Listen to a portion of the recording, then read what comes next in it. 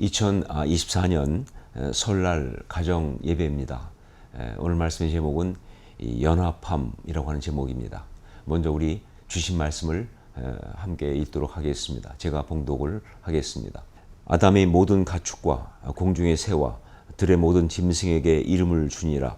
아담이 돕는 배필이 없으므로 여호와 하나님이 아담을 깊이 잠들게 하시니 잠들매 그가 그 갈빗대 하나를 취하고 살로 대신 채우시고 여호와 하나님이 아담에게서 취하신 그 갈빗대로 여자를 만드시고 그를 아담에게로 이끌어 오시니 아담이 이르되 이는 내 뼈 중에 뼈요 살 중에 살이라. 이것을 남자에게서 취하였은즉 여자라 부르리라 하니라. 이러므로 남자가 부모를 떠나 그의 아내와 합하여 둘이 한 몸을 이룰지로다. 아담과 그의 아내 두 사람이 벌거벗었으나 부끄러워하지 아니하니라. 아멘. 오늘 말씀 가운데 특별히 창세기 2장 24절 말씀, 이러므로 남자가 부모를 떠나 그의 아내와 연합하여 둘이 한 몸을 이룰지로다 하는 이 말씀, 정말 이 말씀은 하나님께서 세상을 창조하시고 그리고 그 가운데 사람을 창조하시고, 여러분 아시죠? 하나님의 이 세상 창조의 그 하이라이트, 가장 중요한 것이 바로 사람을 만드신 것이라는 것. 그런데 하나님이 그렇게 사람을 창조하시고 그건 주셨는데 딱 보니까 정말 한 가지 좀 잘못된 것이 있어요. 사실 이렇게 말씀드리는 건 죄송한 것이, 제가 여러 번 말씀드리지만 우리 하나님은 전능자시잖아요. 근데 전능자가 뭘 잘못한다는 게 말이 안 되죠. 근데 성경이 그런 표현을 쓸 만큼 중요하게 강조하는 거예요. 그게 바로 뭐냐? 독초하는 것. 사람이 혼자 있는 것이 이것은 아니다. 그래서 하나님께서 내가 그를 위하여 돕는 배필을 지으리라 하면서 이제 하시는데, 성경 말씀 쭉 보시면 알겠지만 먼저 그 앞에 나오는 게 동물들을 쭉 만드는 거예요. 여러 가지 동물들을 만들고 그 동물들에게 아담이 이제 이름을 이렇게 지어주게 만들어요. 즉 뭐냐면 그 동물들 전체를 아담이 다스리라. 그런데 그렇게 한 다음에 한마디를 탁 던지는데 말씀이, 이게 또 기가 막히죠. 뭐냐면 아담이 돕는 배필이 없으므로 라는 표현이 20절에 나옵니다. 이게 무슨 얘기냐? 그 중에는 돕는 배필이 없다. 즉 동물들 아무리 많이 키워도 그거는 배필이 아니다. 그런 겁니다.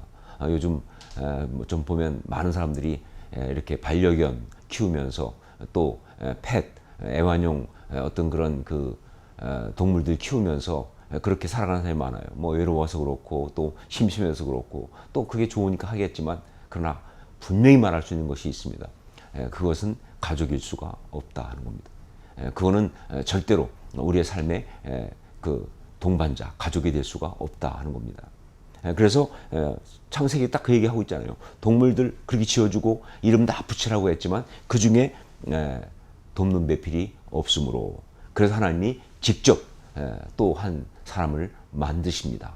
아담을 잠들게 하시고 그리고 그의 갈빗대를 취해서 그것으로 만드시는데, 그런데 여러분 여기서 아실 것이 뭐냐면 있는 아담 놔두고 새로 만드신 게 아니라, 사실 이것은 무슨 뜻이냐면요, 한 사람 아담을 반으로 쪼갰다 이렇게 보는 것이 더 정확한 것 같아요. 갈빗대를 취했다는 것은 바로 그런 의미입니다. 동등된 사람을 이렇게 분리시킨 거예요. 그래서 이제 그 먼저 있던 부분들이 남자가 되고 그리고 나온 것이 바로 여자가 되는 그런 어떤 하나님의 창조의 비밀이 여기 있습니다. 그래서 이제 그 두 사람을 갖다가 이제 하나로 이렇게 세워주시고, 바로 그 두 사람에게 주신 그 명령, 어떻게 보면 하나님이 인간에게 주신 최초의 명령이라고 할 수 있는 그 명령이 바로 뭐냐? 이러므로 남자가 부모를 떠나 그의 아내와 합하여 둘이 한 몸을 이룰지로다. 바로 이 말씀인 것이죠. 자, 그런데 우리는 이 말씀을 갖다가 주로 어디서 많이 듣느냐? 결혼식 설교에서 많이 듣습니다. 그렇죠? 이거 결혼식 설교 단골 메뉴죠. 그렇죠? 그리고 또 부부 세미나 가면 수도 없이 나오는 이야기가 바로 이 이야기입니다. 자, 그러다 보니까 사람들이 이 말씀은 부부에 관한 어떤 지침이구나. 부부만 해당하는 부부 생활 혹은 부부가 되어 살아가는, 조금 더 나가면 가족까지 갈 수 있겠지만 그냥 그 정도에 해당하는 그런 말씀이라고 이렇게 축소할 수가 있는데 절대로 그렇지 않습니다. 이 말씀은요, 정확히 말하면 부부에게만 주신 말씀이 아니라 우선 온 인류에게 주신 말씀이에요. 무슨 근거로 그렇게 말하느냐? 여러분 보세요. 이 말씀 받을 때 그때 뭐예요? 거기에 이 말씀 받은 사람이 두 사람 아닙니까? 아담과 그의 아내 하와, 남자와 여자. 그런데 그때 전 세계 인구가 몇 명이었나요? 2명이었잖아요. 그러니까 온 인류예요. 이 말씀은 온 인류에게 주신 말씀이에요.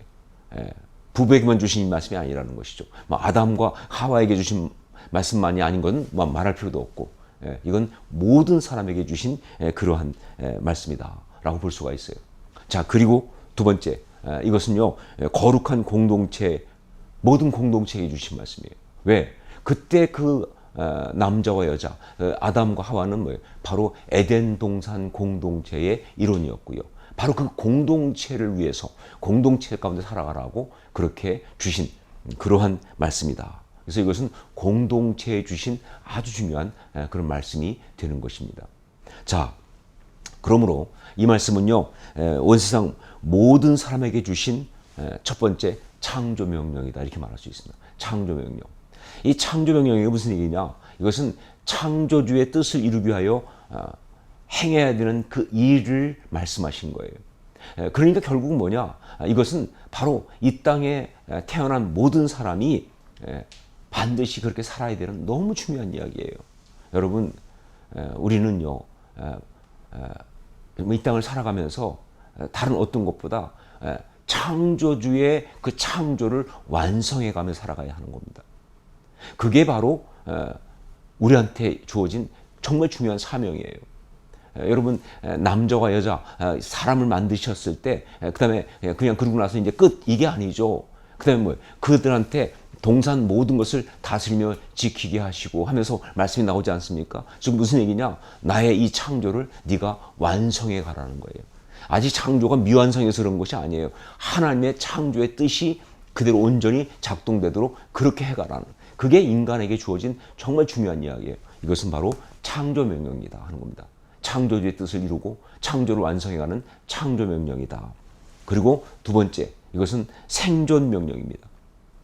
생존 명령. 무슨 얘기냐? 인간이 이 땅에서 온전히 살아가려면 바로 반드시 지켜야 되는 거예요. 예, 이렇게 살아요. 아니면 못 삽니다. 그 전에 독초하는 것이 좋지 아니하니란 말이 나왔지 않습니까? 예, 그것은 뭐예요? 정말 하나님이 실수하신 건 아니지만 뭘 강조하고 있어요? 그건 아니라는 것이죠. 정말 그건 행복하게 살 수 있는 길이 아니라는 것이죠. 하나님의 사람이 그렇게 살 수는 없다는 것이죠. 그래서 이 여자를 만드시고 둘을 세워놓고 이 말씀을 주신 건 뭐냐? 너희가 행복하게 살려면, 네가 아름답게 살려면 이렇게 살아야 한다. 생존 명령이다. 그래서 창조 명령, 그리고 또 하나가 생존 명령이에요. 자, 그렇기 때문에 이 말씀은요, 온 세상을 구원하기 위해서 먼저 선택된 백성이 된 거룩한 공동체, 바로 우리에게 주신 아주 중요한 말씀이고요. 그리고 우리가 삶을 걸고 이루어야 될 비전이다 라고 말씀드려 주셨어요. 우리가 삶을 걸고 이루어야 될 비전이다. 해도 되고 안 해도 되고 뭐 선택상 이거 아니고요. 이건 우리 삶을 걸고 해야 될 비전이다. 그렇다면 이 말씀의 핵심 메시지가 뭐냐? 도대체 이 말씀은 이 창조 명령이시고 생존 명령인 이 말씀의 진짜 아주 그 핵심이 되는, 엑기스가 되는 그러한 메시지가 뭐냐? 그게 바로 연합함, 하나됨, 그겁니다. 연합하라는 거예요. 이러므로 남자가 그 부모를 떠나 그 아내와 합하여 둘이 한 몸을 이룰지로다. 연합하라는 겁니다. 하나가 되라고 하는 거예요. 이게 바로 우리에게 주어진 창조 명령이고 생존 명령입니다. 이게 바로 하나님의 뜻이에요. 정말 중요한, 우리가 삶을 걸고 온전히 이루어야 될 비전이다. 어떡할 거냐? 어떡할 거냐? 우선 온 세상의 모든 사람들에게 주신 명령이니까 세상 모든 사람과 다 연합하고 하나가 돼야 되겠지만 그거 불가능하잖아요. 뭐 우리 역량도 안 되고 상황도 안 되고. 그러니까 이 말씀을 받아서 우선 어떻게 해야 되느냐? 세상 모든 사람하고는 아니더라도 하나님 앞에서 내가 연합해야 될 그 사람들, 주어진 공동체가 있지 않습니까? 뭐 가족이 있을 수 있고 또 교회 성도가 있을 수 있고 또 직장 동료, 뭐 친구, 이웃. 하여간 내가 하나님 앞에서 연합하도록 그렇게 묶여져 있는 사람들과는 연합한다. 이게 중요한 겁니다. 온 세상을 다 하는 것, 그거는 뭐 우리가 지금 당장 할 수 있는 아니지만 일단 하나님 앞에서 내가 연합할 수 있도록 내게 주어진 사람들과는 연합한다. 그 중에 특별히 오늘은요, 가족에 대하여 집중적으로 말씀을 받고 그리고 적용하고 나누기 원합니다. 왜냐하면 오늘이 설날이니까. 그래서 가족에 대해서, 가족과 연합함, 가족과 하나됨, 이 부분을 나누려고 하는 겁니다. 자, 어떻게 우리가 가족과 연합할 수 있을까요? 어떻게 가족과 하나 될 수 있을까? 이게 너무 중요한 것인데 정말 하나님의 뜻을 이루는 것이고 우리가 살기 위해서 생존 명령이라고 그랬잖아요. 너무 중요한 것인데 어떻게 그렇게 할 수 있을까요? 첫 번째, 바로 떠나라라는 말입니다. 떠나라. 그러므로 남자가 그 부모를 떠나 그랬습니다. 떠나라. 이 말은 뭐냐? 연합하기 위해서는요, 하나 되기 위해서는요, 내가 가지고 있는 기존의 관계, 생각, 틀, 이거 버리지 않고는 연합이 불가능하다. 예, 이 연합을 위해서는요, 나의 틀, 나의 생각, 나의 어떤 기존 관계, 이거 다 버려야 됩니다. 참 제가 보면 이 단순한 원리가 안 돼서 고통하는 사람 많아요. 어떤 사람은 막 부부 생활하는데 너무 힘들어요. 가정이 힘들어요. 알고 봤더니 그 남편이 옛날에 그 친하던 친구들과 너무 친한 게 문제예요. 물론 나쁜 거 아니죠. 친구들하고 친한 건. 그런데 그 친구들과 너무 친하다 보니까 그 친구들과의 삶 때문에 가정에 집중을 못해. 그러니까 아내와 하나가 안 되고 가족들과 하나가 안 되는 거예요. 그래서 아내는 힘들어하는 거예요. 예, 결혼하는 순간 그 관계 일단 정리하고 나중에 다시 맺어야죠. 그게 맞는 거죠. 어떤 사람은요, 취미 생활에 너무 빠져가지고 그거 못 버려가지고 가족과 하나가 못 되는 사람 많아요. 어떤 사람은 과거의 상처 때문에 이거 해결 못하니까 그것 때문에 그냥 어떤 편견과 문제를 가지고 있다 보니까 그거 하나가 못 되는 사람 많아요. 혹은 어떤 사람은 자기 꿈, 비전, 그러니까 그걸 위해서 가족을 갖다가 일종의 그 수단으로 삼는 거예요. 목사 중엔 그런 사람도 많습니다. 목회를 위해서 내가 당신, 아니요. 저도 처음에 그런 줄 알고 결혼을 했는데 하나님이 확실하게 고쳐주시더라고요. 아니, 목회를 위해서 아내를 얻은 게 아니에요. 가정을 이루고 그러면서 함께 목회를 해나가는 것이죠. 이 순서가 뒤바뀌니까, 그러니까 내가 가지고 있는 비전, 그게 아무리 좋은 걸 할지라도 버려야 되는 거예요. 뭐 직장, 돈 벌고 뭐 다 마찬가지입니다. 다 버려야, 그 틀을 내려놔야, 그래야 연합이 있을 수가 있다. 모르겠습니다. 지금 말씀을 듣는 여러분, 내가 무엇을 떠나야 하는지 잘 모르겠고요. 또 무엇을 버려야 하는지 뭐 구체적으로 알 수가 없겠죠. 아마 본인도 잘 모를 수도 있어요. 그러나 성령께서 아마 말씀하실 거예요. 성령께서 여러분에게 말씀하실 거예요. 이것을 깨닫게 하시는 것이 있을 겁니다.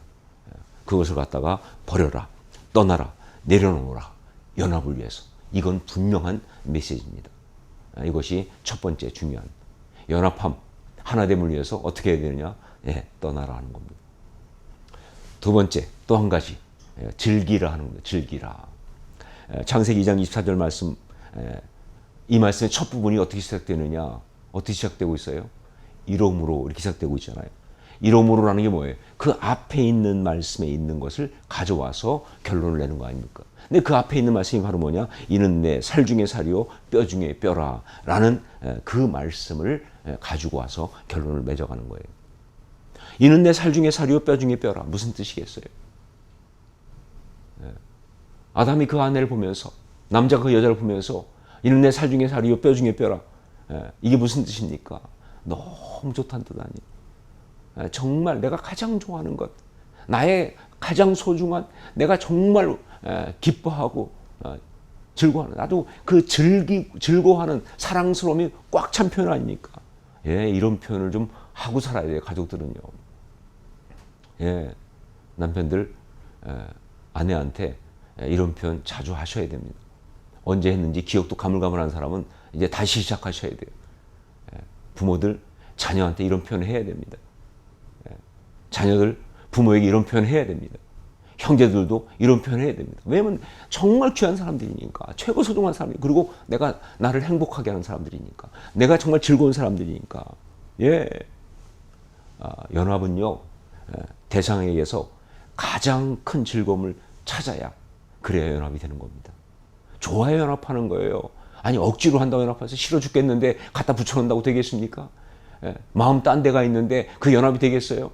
몸만 들어왔다고 집에 들어온 겁니까? 마음이 밖에 나가 있으면 아닌데. 정말 좋아야 돼요.